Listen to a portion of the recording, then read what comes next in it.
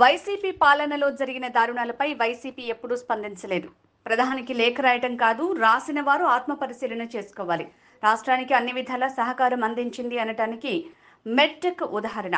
షర్మిల చేసే పసలేని విమర్శలు ఆలోచించుకోవాలి. రాష్ట్ర వ్యాప్తంగా జరుగుతున్న దాడులు చాలా హేయమైనవి. సోషల్ మీడియా విషయంలో రాష్ట్ర ప్రభుత్వం ఒకసారి ఆలోచించాలి. సోషల్ మీడియాలో పలు వీడియోల కారణంగా బిడ్డలు ఇలా తయారవుతున్నారు. 5 ఏళ్ల వైసీపీ అరాచక పాలనని ప్రజలు చూశారు.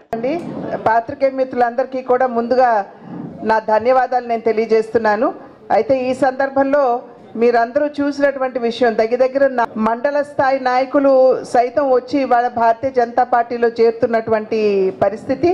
ఎందుకంటే ప్రతి ఒక్కరికి కూడా నమ్మకం, ఎన్డీఏ కూటమి ఏదైతే ఉందో అందులోనూ భారతీయ జనతా పార్టీ, దేశం ఇవాళ జనతా పార్టీ దేశానికి దేశ ప్రజలకి అంకితమై సేవ చేస్తూ వస్తున్నారో ఒక రకంగా వారు ఆమోద ముద్ర వేసినట్టు అని చెప్పి మనం అందరం కూడా గమనించాలి. దేశ ప్రజలు ఇవాళ ఈ విషయాలన్నింటినీ కూడా కూలంకుషంగా బేరీజ్ వేసుకుంటూ తిరిగి భారతదేశ ప్రగతి సాధించాలి అంటే అది కేవలం ఎన్డీఏ కూటమి వల్లనే సాధ్యపడుతుంది.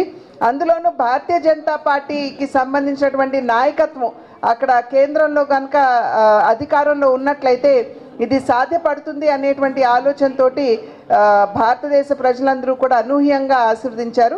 నేను ఇందాక చెప్పినట్లుగా ఇంత పెద్ద ఎత్తున మళ్ళీ మూడవసారి ఆశీర్వదించాను అని అంటే అది గత 10 సంవత్సరాల కాలంగా నరేంద్ర మోడీ గారి నాయకత్వంలో ఎన్డీఏ ప్రభుత్వం ప్రవేశపెట్టినటువంటి పథకాలకి, ప్రజా సంక్షేమానికి ప్రజలు ఆమోద ముద్ర వేసినట్లే. కనుక ఈ రాబోయే 5 సంవత్సరాల కాలం కూడా మధ్యతరగతి ప్రజలు ఎవరైతే ఉన్నారో వారికి, పేద ప్రజలకి అందరికీ కూడా న్యాయం చేసే దిశగా సబ్కే సాత్ సబ్కా వికాస్ అనేటువంటి నినాదంతో ఏదైతే భారతీయ జనతా పార్టీ ముందుకు వెళ్తుందో ఆ నినాదాన్ని, అది కేవలం నినాదం మాత్రం కాదు, అది భారతీయ జనతా పార్టీకి సంబంధించినంత వరకు అది విశ్వాసం, నమ్మకం కూడా. కనుక ఆ విశ్వాసాన్ని కార్యాచరణలో పెడుతూ రాబోయే 5 సంవత్సరాల కాలంలో కూడా ఇదే విధంగా దేశానికి, దేశ ప్రజలకి భారతీయ జనతా పార్టీ నాయకత్వంలోని ఎన్డీఏ కూటమి ప్రభుత్వం సేవ చేస్తుంది అని చెప్పి తెలియజేస్తున్నాను.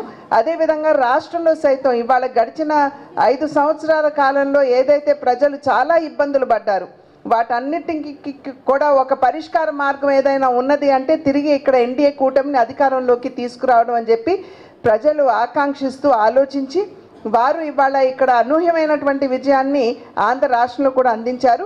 అయితే ఈ విజయం ఏదైతే ఉందో ఇది ఈ విజయంతో పాటు బాధ్యతని కూడా తీసుకొచ్చింది అని చెప్పి మేమందరం కూడా గట్టిగా విశ్వసిస్తున్నటువంటి మాట. రాబోయే కాలంలో ఈ ఎన్డీఏ ప్రభుత్వం ఏదైతే రాష్ట్రంలో కూడా చంద్రబాబు నాయుడు గారి నాయకత్వంలో వారు ముఖ్యమంత్రిగా ఉందో ఖచ్చితంగా ప్రజా సంక్షేమానికి పెద్దపీట వేస్తూ ప్రజా హితపాలనని, సుపరిపాలనని రాష్ట్రంలో అందిస్తారు అని చెప్పి మీ మాధ్యమంగా ప్రజలందరికీ కూడా తెలియజేస్తున్నాను.